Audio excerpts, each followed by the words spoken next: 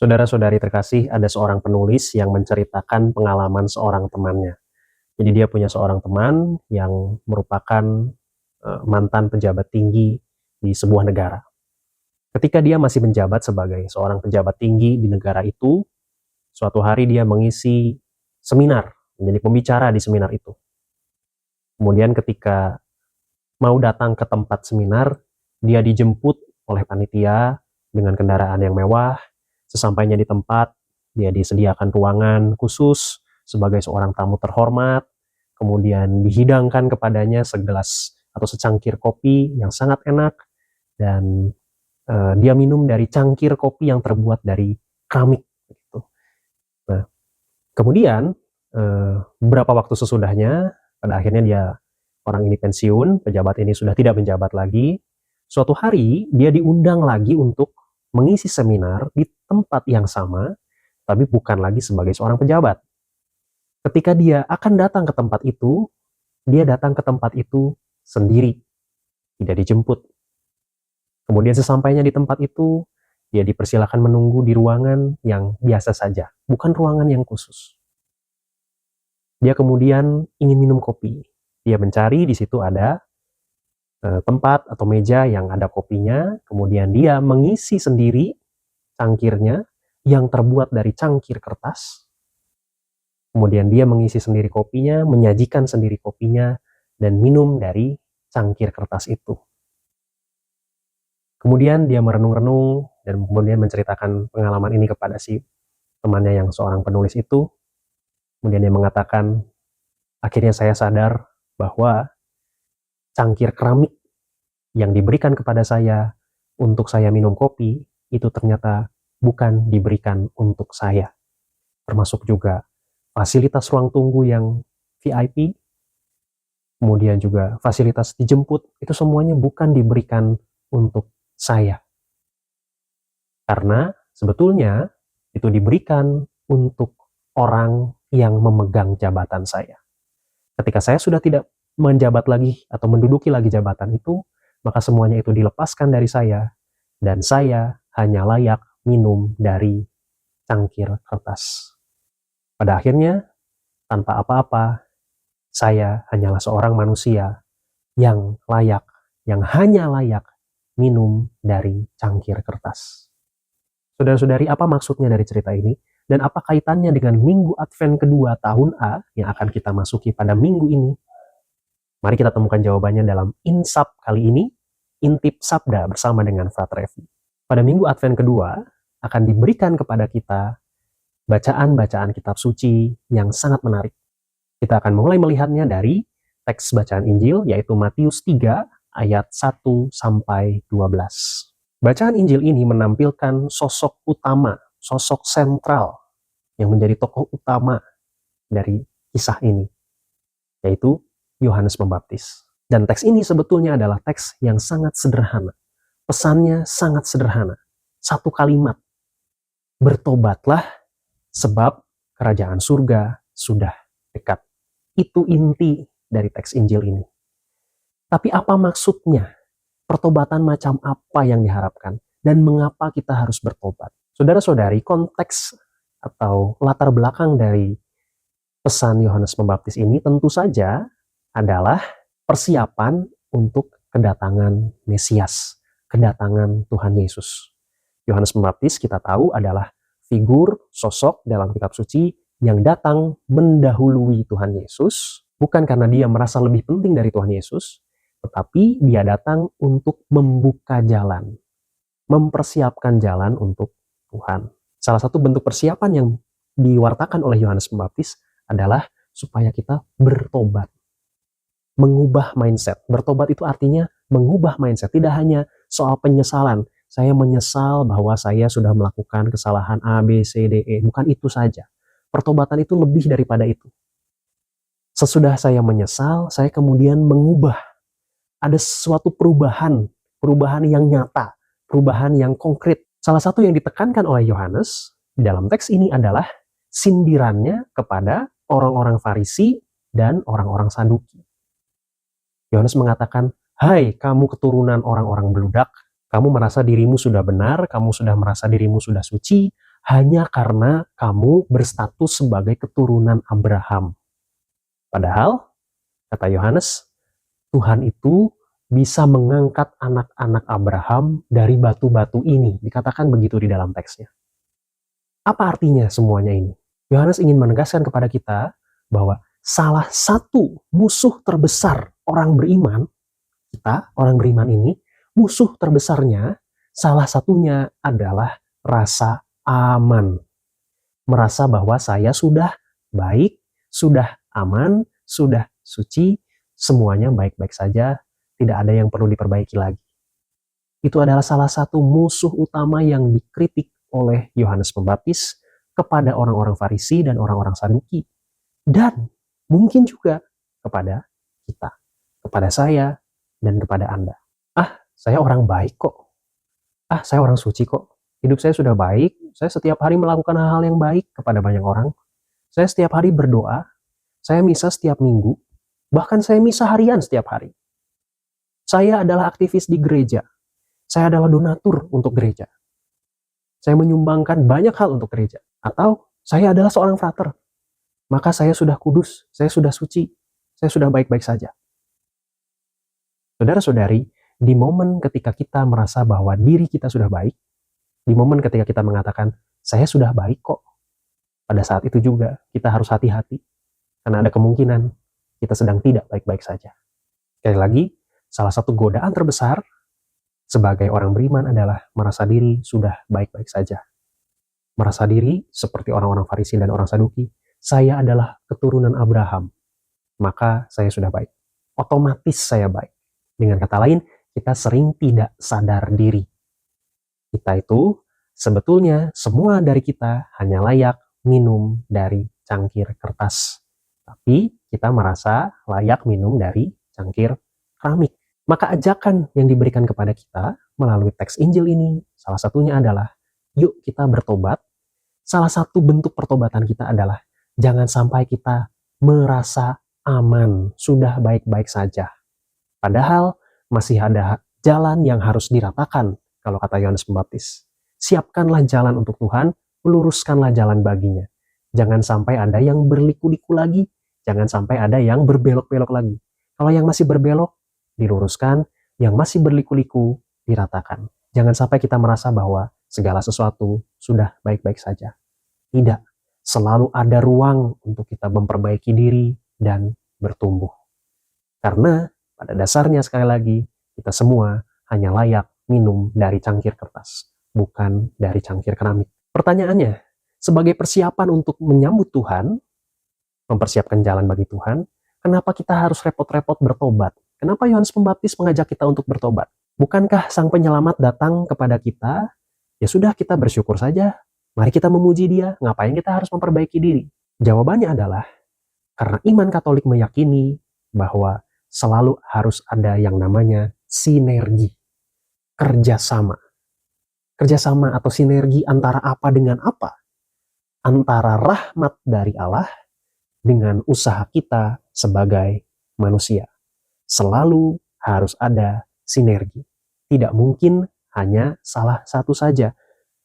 Mengapa demikian? Karena kalau hanya ada rahmat dari Tuhan, tapi kita tidak ngapa-ngapain, kita tidak berusaha, percuma. Rahmat itu tidak akan bekerja untuk kita. Begitu juga sebaliknya. Kalau kita hanya berusaha saja, tanpa mengandalkan rahmat Allah, itu juga sia-sia, percuma, tidak akan jadi apa-apa. Iman Katolik selalu meyakini harus ada sinergi antara rahmat dari Allah dan usaha manusia. Kita kaitkan dengan misteri Natal, misteri kelahiran Tuhan, misteri kedatangan Tuhan. Percuma kalau Tuhan sudah mau bersusah-susah menjadi manusia, lahir ke dunia, kalau kita, sekali lagi, tidak berbenah, tidak berusaha, tidak bertobat, kalau dalam bahasanya Yohanes Pembaptis. Tidak meluruskan jalan untuk Tuhan, tidak mempersiapkan jalan untuk Tuhan. Sekali lagi, kebaikan Tuhan, rahmat dari Tuhan, harus bersinergi dengan usaha kita sebagai manusia. Kalau hanya salah satu saja, rahmat saja, atau usaha saja, itu semuanya menjadi sia-sia. Sama halnya, Tuhan memberikan hujan. Tapi kalau tanahnya tidak dicangkul, tanahnya tidak diolah, maka tanaman kita tidak akan tumbuh subur. Begitu juga, mungkin Tuhan sudah mengetuk pintu hati kita. Kalau kita tidak punya usaha untuk membuka pintu itu, percuma juga pintu tidak akan terbuka dan Tuhan tidak akan masuk ke dalam hati kita. Kalau Tuhan Yesus sudah mau hadir ke dalam diri kita, mau hadir ke dunia ini, mau menjadi guru dan sahabat bagi kita, percuma kalau kitanya tidak bertobat, kalau kitanya tidak mempersiapkan diri, kalau kitanya sudah merasa diri aman, baik-baik saja, saya adalah orang baik, tidak perlu ada lagi pertumbuhan, tidak perlu ada lagi perbaikan. Kalau kita sudah merasa layak minum dari cangkir keramik, semuanya percuma. Sekali lagi, yuk kita mau bertobat, mempersiapkan diri, supaya ketika Tuhan datang, kita pun siap untuk menerima kedatangan Dia.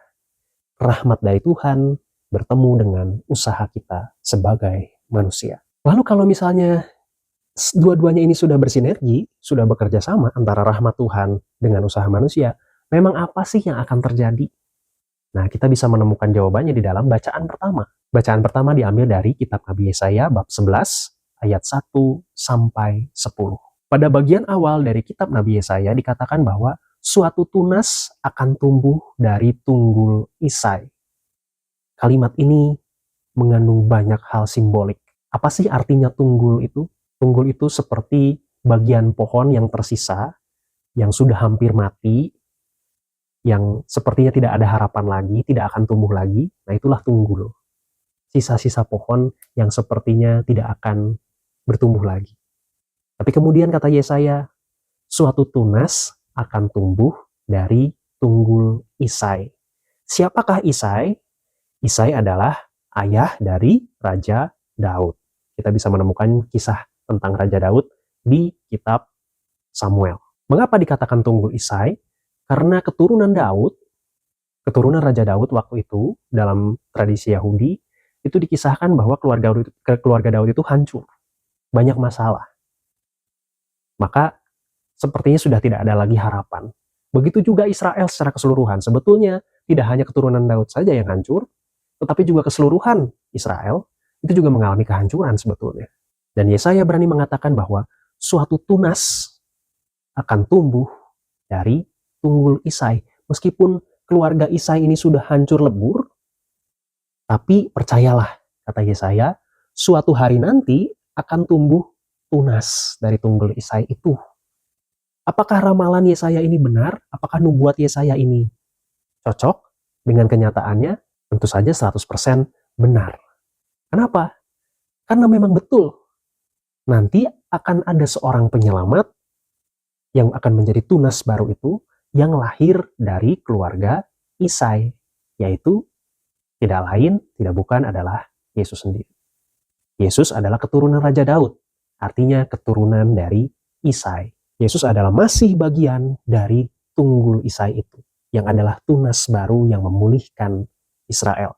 Dan tidak hanya memulihkan Israel, memulihkan semua bangsa, seluruh dunia. Jadi, kalau hari ini kita, saya dan Anda, merasa berada di dalam kondisi yang hancur seperti tunggul Isai itu, percayalah, kalau kita mau ikut kata-kata Yohanes Pembaptis tadi, bertobat dan menjauhi rasa aman, tidak merasa semuanya sudah baik-baik saja, percayalah, kita juga akan diselamatkan oleh tunas yang baru itu.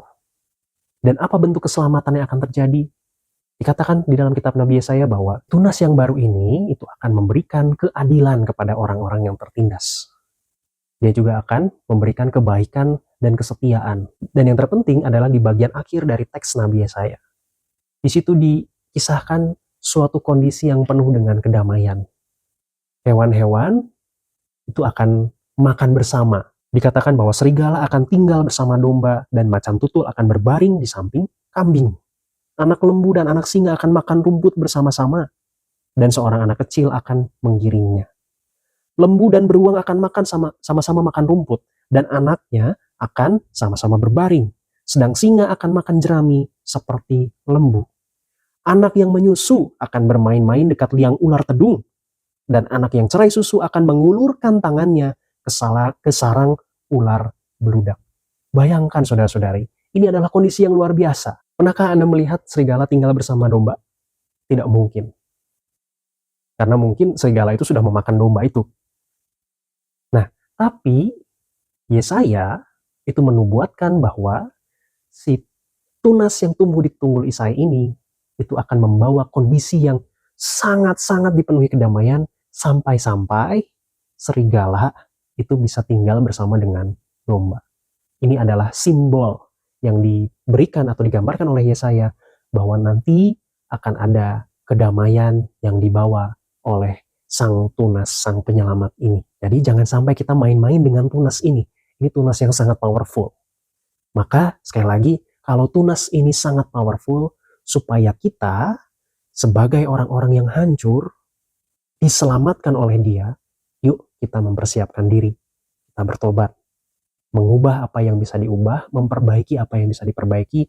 Jangan sampai kita merasa bahwa segala sesuatu sudah baik-baik saja. Lalu yang menjadi pergulatan kita biasanya adalah pertobatan itu susah. Kita mau mengubah sesuatu yang jelek itu susah banget loh kadang-kadang. Tidak selalu mudah. Mungkin ada yang mudah, tapi mungkin juga ada yang susah. Saudara-saudari, Rasul Paulus dalam bacaan kedua, yaitu surat kepada orang di Roma, memberikan kepada kita semacam bantuan, pencerahan, supaya kita terbantu dalam proses pertobatan. Apa sih yang bisa membantu kita supaya pertobatan itu menjadi lebih lancar? Yang pertama yang disampaikan oleh Rasul Paulus adalah di situ dikatakan bahwa kita itu membutuhkan ketekunan, dan sumber dari ketekunan itu adalah kitab suci. Rasul Paulus mengatakan demikian. Maka bantuan pertama yang diberikan kepada kita itu adalah kitab suci.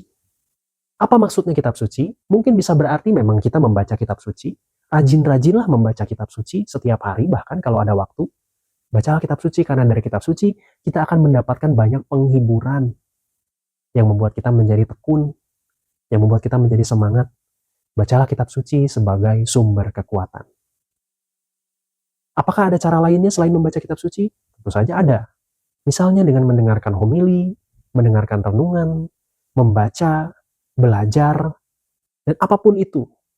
Hal-hal yang baik yang membantu kita untuk bertumbuh dalam iman Katolik kita, lakukanlah. Semuanya diramu supaya bisa saling melengkapi. Membaca kitab suci, mungkin dirasa masih kurang, tidak terlalu bisa dipahami. Yuk kita cari tafsiran-tafsirannya. Yuk kita cari renungannya. Yuk kita cari homili yang bisa membantu menjelaskan teks-teks kitab suci supaya kita mendapatkan penghiburan dan kekuatan dan ketekunan. Semuanya bisa diramu untuk saling mendukung, saling melengkapi. Lalu apa kunci yang kedua atau bantuan yang kedua? Rasul Paulus mengatakan sebagai berikut. Sebab itu terimalah satu akan yang lain, sama seperti Kristus juga telah menerima kita untuk kemuliaan Allah. Paulus memberikan nasihat kepada kita untuk saling menerima satu sama lain. Artinya, kita hidup di dalam komunitas yang saling rukun, saling menerima, saling ngobrol. Jangan saling bermusuhan, saling membuat jarak. Kenapa itu penting? Karena salah satu kunci keberhasilan kita untuk bertobat adalah komunitas. Kita punya komunitas yang saling mendukung. Kenapa komunitas itu sangat penting? Karena satu orang yang sedang berjuang itu akan kesulitan untuk berjuang. Kalau ada dua orang ini mungkin yang satu sedang berjuang, yang satu juga sedang berjuang, bisa saling mengingatkan, bisa saling mendukung, memberi semangat. Apalagi kalau ada 3, apalagi kalau ada 4, apalagi kalau ada 5. Akan semakin terasa suasana saling mendukungnya. Maka jangan remehkan kekuatan komunitas. Kalau Anda hari ini merasa bahwa saya hidup sendiri, cobalah mencari komunitas-komunitas tertentu yang cocok dengan Anda. Mungkin tidak semua komunitas cocok dengan Anda. Carilah komunitas yang memang betul-betul Anda di situ merasa cocok, merasa bisa bertumbuh, merasa bisa saling membantu dan saling mendukung satu sama lain. Tentu saja yang perlu diingat adalah bahwa masuk komunitas itu bukan bertujuan supaya saya kebutuhannya terpenuhi. Tidak. Karena yang namanya komunitas itu selalu ada saling memenuhi, saling mendengarkan, saling mendukung, saling mengoreksi mungkin, saling membantu. Maka saudara-saudari yang terkasih, pada minggu Advent yang kedua tahun A ini, sekali lagi kita diajak untuk yuk, jangan sampai kita merasa puas, sudah merasa layak untuk minum dari cangkir keramik. Jangan. Kita itu pada dasarnya hanya layak minum dari cangkir kertas. Kita itu nggak ada apa-apanya. Masih banyak hal yang masih harus diperbaiki dalam hidup kita. Jangan sampai kita merasa aman. Saya sudah menjadi Katolik, saya tidak seperti orang-orang jahat di sana. Tidak. Selalu ada hal baik yang masih bisa kita kembangkan terus-menerus. Persiapkanlah diri dengan baik pada masa Advent ini, seperti pesan pada insap minggu lalu. Pada insap minggu ini pun saya mengajak Anda untuk yuk memanfaatkan kesempatan pada masa Advent untuk memperbaiki diri. Salah satunya adalah dengan menerima sakramen tobat. Jangan ragu-ragu untuk mengaku dosa. Biasanya di paroki-paroki ada banyak kesempatan untuk mengaku dosa, bahkan ada jadwalnya secara khusus mungkin. Gunakanlah itu dengan sebaik-baiknya. Karena ruang pengakuan adalah ruang penuh rahmat. Kalau kita sungguh siap untuk menerima rahmat dari Tuhan, menerima Tuhan Yesus, maka akan terjadi sinergi antara rahmat Tuhan dengan usaha kita sebagai manusia. Dan kalau ini terjadi, maka visi atau nubuat Nabi Yesaya mudah-mudahan juga akan terjadi dalam hidup kita. Hidup kita yang mungkin seperti tunggul Isai yang sudah hancur itu, tetap punya harapan. Bahkan kita akan mengalami kedamaian yang digambarkan oleh tadi Nabi Yesaya, seperti halnya serigala bisa tinggal bersama dengan domba. Dan kalau kita merasa proses pertobatan kita itu terlalu sulit, jangan lupa tadi Santo Paulus menyarankan 2 bantuan. Yang pertama adalah kitab suci. Kitab suci ini bisa berarti membaca kitab suci untuk mendapatkan kekuatan, bisa juga mendengarkan homili, renungan, penjelasan, atau bahkan mungkin kita bisa membaca sendiri, belajar sendiri, supaya kita semakin punya pengetahuan dan penghayatan iman yang lengkap. Dan bantuan yang kedua yang tidak boleh dilupakan adalah komunitas. Komunitas ini sangat penting, di mana kita saling mendukung, saling membantu satu sama lain. Kemuliaan kepada Bapa dan Putra dan Roh Kudus, seperti pada permulaan, sekarang, selalu, dan sepanjang segala abad. Amin.